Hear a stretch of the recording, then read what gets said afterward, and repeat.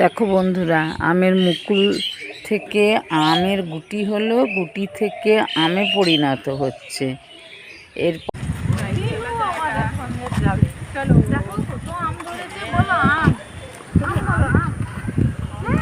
বন্ধুরা, আমের গুটি দেখলে এই যে আমগুলো দেখো কত বড় হয়ে গিয়েছে। আমি সকালে ফুল তুলতে গিয়ে কুড়িয়ে এনেছি, এনে এই হলুদ আর নুন জল দিয়ে একটু ভিজিয়ে রেখেছি। কেন বলো তো? পড়ে পাওয়া তো আঠা, কচি আম, সেই জন্য আঠাটা যাতে নষ্ট হয়ে যায় সেই জন্য। এবার এগুলো কেটে আমি শুকাবো, তোমরা দেখো।